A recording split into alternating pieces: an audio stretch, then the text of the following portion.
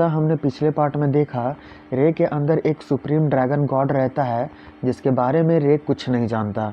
फिर उसे आओ किंग टियान अपने और नेदरवर्ल्ड मीन्स अंडरवर्ल्ड के बीच का लड़ाई के बारे में बताते हैं जिसमें उनका पूरा क्लैन डिस्ट्रॉय हो गया, सिर्फ उन 3 गॉड्स की वजह से जिन्होंने उन लोगों की हेल्प नहीं की।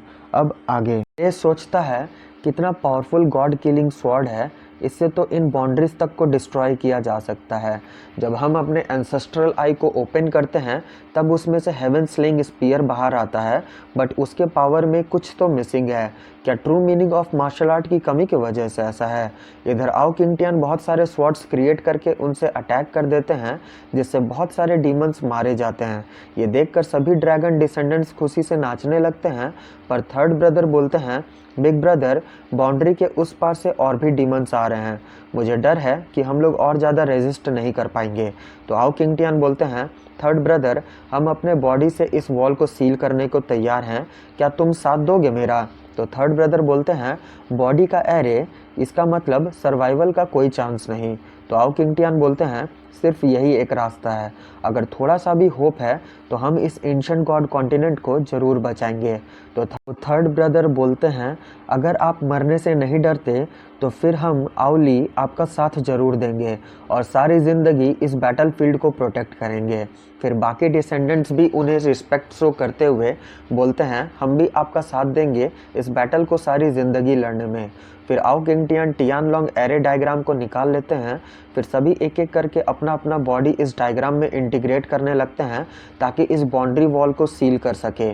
तभी एक नेदरवर्ल्ड गॉड वहां आ जाता है जो इंटर करने की कोशिश करता है, जिसे देखकर आओ किंग टियान बोलते हैं, सभी मेरा साथ दो इसे मारने में।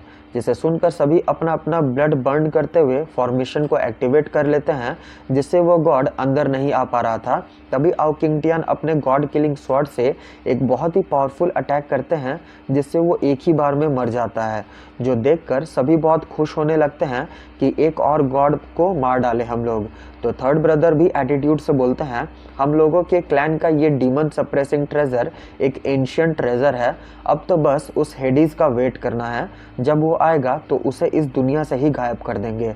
इधर बाहर एक आदमी बोलता है, अपने गॉड को बर्न करके एरे बनाना, गॉड्स को मारना, ड्रैगन क्लैन, वॉल को सील करना, ये सब हमारे एंशिएंट बुक में मेंशन क्यों नहीं है?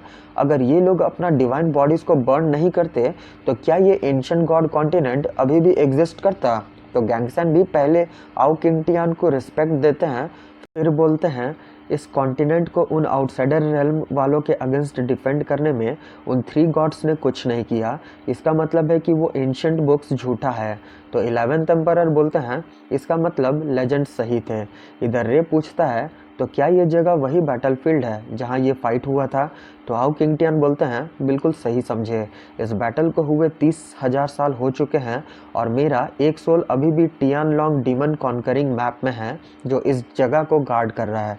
मेरे भाइयों ने ना जाने कितने ही आउटसाइडर गॉड्स को अब तक मार दिया होगा, पर 30,000 सालों में अब तक एक बार भी उन 3 गॉड्स ने किसी को भी नहीं भेजा हमारी हेल्प करने के लिए। अगर वो लोग अपने आर्मी को भेज देते तो क्या मेरे क्लैन के जीनियसेस को इस तरह मरना पड़ता? ये सब सुनकर सभी शॉक हो जाते हैं और साथ ही सभी को बहुत बुरा लगने लगता है। और फिर 11th एम्परर एंड बेली किन फैंग उस मिरर को बंद कर देते हैं, जो देखकर एक लड़का पूछता है, 11th एम्परर, आपने ऐसा क्यों किया? तो दूसरा बोलता है, ड्रैगन एम्परर अब बस रे को एंशिएंट सीक्रेट्स के बारे में बताने ही वाले थे। तो 11th एम्परर बोलते हैं, ना ही इस बारे में पूछो और ना ही जानो, इस मैटर को बस भूल जाओ वरना बहुत बड़ा डिजास्टर आ सकता है। तो गैंगसन पूछते हैं, ऐसा क्यों? उन्होंने हमारे लिए अपनी जान तक दे दी। तो एम्परर बोलते हैं, ये मैटर बहुत डीप है, ये हमारी औकात के बाहर है। तुम्हें क्या लगता है लिन चेनसेंग को लीसेन पैलेस में क्यों मार दिया गया? तो गैंगसन शॉक होते हुए बोलते हैं, इसका मतलब? तो एम्परर बोलते हैं, सही समझे, वो इस मैटर को टच कर रहा था, इसलिए एक टैलेंटेड हेवन का प्राउड इस तरह गायब हो गया और इस मैटर के होने की वजह से लीसन पैलेस वाले भी कुछ नहीं कर पाए। ये सुनकर वो लड़का शॉक हो जाता है। तो दूसरा लड़का बोलता है, थंडर गॉड पैलेस में भी ट्रू गॉड मौजूद है जो सुप्रीम पावर है, फिर भी भला उन्हें किससे डर? क्या वो 3 गॉड्स इतने पावरफुल हैं? तो गैंगसन बोलते हैं, वो लोग गॉड ऑफ वॉर हैं, भला कौन क्या ही कर सकता है उनके अगेंस्ट। इधर रे पूछता है, सीनियर आप इतने सालों तक इस ड्रैगन प्लेस को संभाल कर रखे, क्या आप ऐसे किसी का वेट कर रहे थे जो इस मैटर में आप लोगों को जस्टिस दिला सके। ये सुनकर आओ किंगटियन हंसने लगते हैं और बोलते हैं, इस मैटर में सेलेस्टियल गॉड्स इन्वॉल्व है, इसका सच्चाई पता करना बहुत मुश्किल है। यहाँ तक कि ओल्ड 13 भी अब तक यहाँ नहीं आ पाया। इससे पता चलता है ये मैटर कितना डिफ़िकल्ट है। ये सुनकर रे शॉक हो जाता है। फिर आओ किंगटियन बोलते हैं, इस बैटल को हुए 30,000 साल हो चुके हैं, पर अब तक यहाँ एक बार भी कोई नहीं आया। फिर रे बोलता है, आप लोगों का इस तरह हमें प्रोटेक्ट करने के लिए आउटसाइडर रेल्म वालों के साथ लड़ना, इसे हम एडमायर करते हैं और हम अपनी पूरी लाइफ इस मैटर का ट्रुथ रिवील करने में स्पेंड कर देंगे। पर सीनियर मुझे आपसे एक हेल्प चाहिए। तो आओ किंगटियन बोलते हैं, बताओ तुम्हें क्या चाहिए। तो रे बोलता है, मुझे 9 स्टार बीड चाहिए। ये सुनकर वो बहुत शॉक हो जाते हैं और पूछते हैं, भला तुम्हें ये क्यों चाहिए। तो रे बताता है कि उसकी बहन सायु के लिए चाहिए, जिसकी बॉडी में 2 सोल्स हैं और कुछ दिन पहले ही वो सेकंड सोल अवेकन हो गई थी और उसके वजह से उसे हेवन पनिशमेंट का सामना करना पड़ा, जिस वजह से उसका सोल हर्ट हो गया। ये सब सुनकर आओ किंगटियन बोलते हैं, ये तो 9 टेल्ड स्काई फॉक्स क्लैन से है, जो कि एक एंशिएंट क्लैन है और मेरे ड्रैगन क्लैन से बिल्कुल भी पीछे नहीं है। ये एक पावरफुल एंड माइटी रेस है, पर ऐसा लगता है कि इन लोगों को भी हेडिस का सामना करना पड़ा होगा बैटलफील्ड में, पर भला इन्हें हेवन पनिशमेंट क्यों मिल गया। ऊपर से वो लोग बहुत ज़्यादा पावरफुल हैं, फिर भला वो एक ह्यूमन की तरह क्यों रीइंकार्नेट हुई। कहीं ऐसा तो नहीं कि 9 टेल्ड स्काई फॉक्स क्लैन के साथ कुछ हुआ हो। ये सुनकर रे शॉक हो जाता है। फिर आओ किंगटियन बोलते हैं, ये 9 स्टार बीड हम एंशिएंट रियून से पाए थे, ये तो मिस्टीरियस है।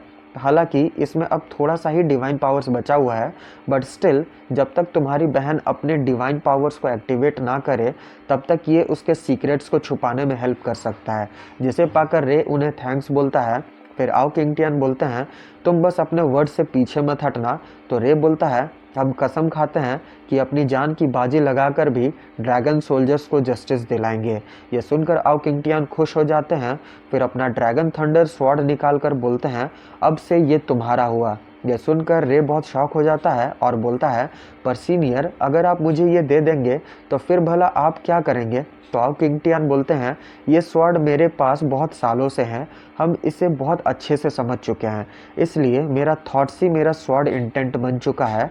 हम सिर्फ अपने थॉट से ही एक नाइफ क्रिएट कर सकते हैं, जिससे एक माउंटेन्स एंड इवन गॉड्स तक को मार सकते हैं। ये सुनकर रे बहुत शॉक हो जाता है।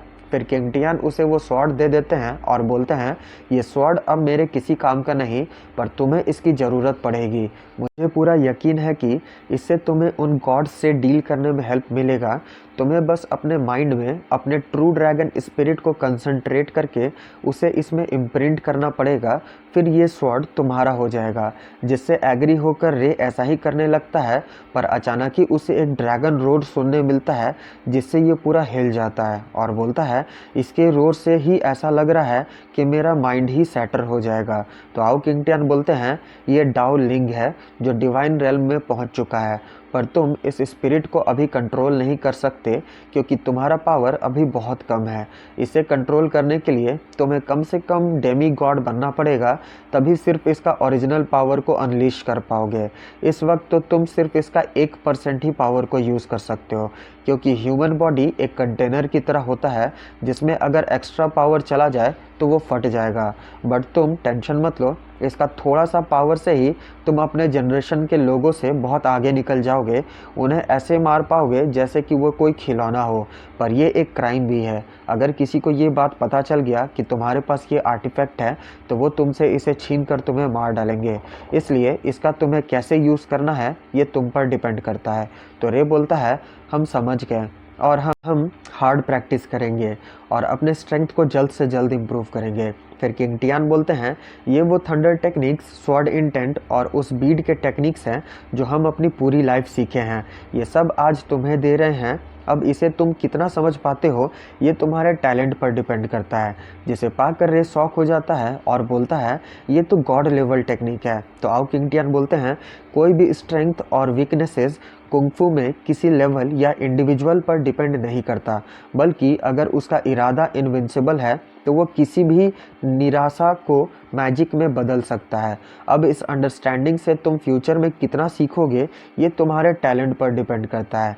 तुम्हें बस इतना याद रखना है कि जो भी टेक्निक्स को बनाया जाता है वो सभी हेवन एंड अर्थ के नेचर से लिया जाता है। इस टीचिंग को पाकर रे उन्हें थैंक्स बोलता है तो किंगटियान बोलते हैं, बच्चे तुम हेवन के एक प्राउड सन हो जिसका नसीब बहुत अच्छा है।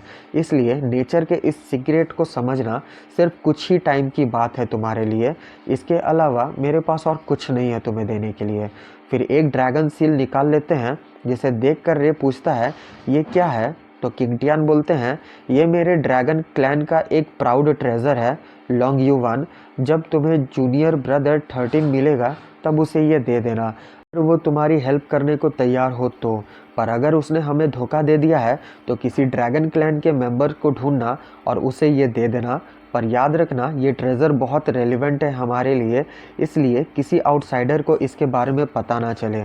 जिसे लेकर रे बोलता है, हम इसे याद रखेंगे। तो किंगटियान बोलते हैं, अब तुम्हें यहाँ कल्टीवेट करना चाहिए। जिसे सुनकर रे वहाँ कल्टीवेट करने बैठ जाता है। इधर यू खुश होकर बोलती है, मिस हम टियानवो रेल्म के 3rd लेवल पर पहुँच गए। तो साओयान का सबॉर्डिनेट भी बोलता है, हम भी। तो साओयान बोलता है, ये प्लेस सच में ड्रैगन प्लेस कहलाने के लायक है। हम टियानवो रेल्म के 4th लेवल पर पहुँच गए। मुझे तो पता ही नहीं था कि हम एक जीनियस है। लगता है उन बुढ़ों की वजह से हम आज तक अपना टैलेंट को रिकॉग्नाइज नहीं कर पाए। तो किन्यू उसका लेते हुए बोलती है, तुम 4th लेवल पर ही रहकर क्यों उछल रहे हो? इधर देखो सिस्टर बिंगलवान 6th लेवल पर पहुंच चुकी है। ये सुनकर तो सायान को हार्ट अटैक ही आ जाता है और बोलता है, क्या? ऐसे कैसे? इधर प्रिंसेस सोचती है, ये टाइक्सू ट्रांसफॉर्मेशन टेक्निक सच में बहुत कमाल का है, पर हम अपने स्ट्रेंथ को और भी इम्प्रूव करना चाहते हैं। फिर पूछती है, क्या रे अभी तक बाहर नहीं आया? तो किन्यू बोलती है, वो ज़रूर अपर लेवल्स में चला गया होगा। तो प्रिंसेस बोलती है, फिर हम लोग यहीं पर वेट करते हैं उसका। तो किन्यू बोलती है, हाँ वैसे भी हम लोग काफ़ी स्ट्रेंथ कंसोलिडेट कर चुके हैं, तो और वेट करने में कोई प्रॉब्लम नहीं होगा। इधर बाहर गैंग्सन शॉक होते हुए बोलते हैं, ये कौन सा जगह है भला? ऐसा हेवन एंड अर्थ का पावर वहाँ कहाँ से हो सकता है? तो 11th एम्परर बोलते हैं, इस तरह का पावर तो टियानवो रेल्म से भी आगे का है। फिर अपने पावर से उसे चेक करने लगते हैं। शायद ये लोग ओयांग कुन की बात कर रहे हैं। इधर ओयांग कुन भी अभी भी कल्टीवेट किए जा रहा था, जिसे देखकर बाहर खड़े लड़के बोलने लगते हैं, ये ओयांग कुन क्या कर रहा है? ये तो डेड सोल्जर्स के सोल को एब्जॉर्ब कर रहा है, वो भी नेदर वर्ल्ड के सोल्जर्स का। क्या इसे बैकलेस का डर नहीं है? फिर ओयांग कुन की वाइफ बोलती है, हस्बैंड इन मिस्ट्स में तो घोस्ट है, क्या इसे आप कंप्लीटली रिफाइन कर पाएंगे? तो ओयांग कुन बोलता है, इन घोस्ट्स में डिवाइन पावर के साथ साथ मार्शल आर्ट के टेक्निक्स भी हैं। अगर हम इसे सक्सेसफुली रिफाइन कर लिए तो हो सकता है कि हम ट्रांसेंडेंस रेल्म पर पहुंच जाए, और क्या पता शायद डिवाइन रेल्म पर ही पहुंच जाए। पर तभी अचानक गलती से एक फॉर्मेशन एक्टिवेट होने लग जाता है, जिस वजह से एक नेदर वर्ल्ड का घोस्ट जिंदा हो जाता है, जिसके सिर्फ ऑरा रिलीज करने से ही गॉड कुन सील का स्पिरिट डिस्ट्रॉय हो जाता है। यह देखकर ओयांग कुन बोलता है, ये किस तरह का पावर है भला? तभी वो घोस्ट जंप करता हुआ ऊपर माउंटेन पर आ जाता है और बोलता है, मेरा आर्मर सेटर हो गया, मेरा बॉडी भी डिस्ट्रॉय हो गया। भला कितना साल बीत चुके हैं अब तक? इधर इस ऑरा रिलीज की वजह से ओयांग की वाइफ अपने फ्लाइंग कार्ड के साथ ही खाई में गिर जाती है, तो ओयांग कुन भी पीछे जमीन में फेंका जाता है। यह देखकर बाहर 11th एम्परर बोलते हैं, इस तरह का पावर प्रेशर, ये तो टियानवू रेल्म को भी क्रॉस कर दिया। कहीं ये नेदर वर्ल्ड का कोई डिवाइन जनरल तो नहीं? तो बेली किनफैंग भी शॉक होता हुआ बोलता है, एक अंडरवर्ल्ड का गॉड? तो वू हैंग बोलता है, इस तरह का पावर से हमारे सोल्स भी डिस्ट्रॉय हो जाएंगे। इधर ओयांग कुन अपनी वाइफ को खाई में गिरता देख उसे पुकारता है और सैड होता हुआ बोलता है, भला इस सेनलोंग वैली में इस तरह का एग्जिस्टेंस कैसे हो सकता है? यहाँ तो बस ह्यूमन सोल्स ही होने चाहिए थे। फिर वो जनरल बोलता है, लड़के तो वो तुम हो जिसने मेरे क्लैन के सोल गैदरिंग फॉर्मेशन को एक्टिवेट करके मेरे रिमेनिंग सोल को गैदर किया, जिससे हम रिवाइव हो गए। ये सुनकर ओयांग कुन को बहुत बड़ा झटका लगता है और बोलता है, क्या? तो वो जनरल बोलता है, गॉड कुन सील, हाँ, इसका मतलब तुम एक मिंगाई कल्टीवेटर हो। लिए लड़के हम तुम्हें एक ब्लेसिंग दे रहे हैं आज, और अपना अपीयरेंस चेंज करके उसके बॉडी में घुस जाता है, जिसे ओयांग कुन बिल्कुल भी नहीं रोक पाता। इसी के साथ एपिसोड खत्म।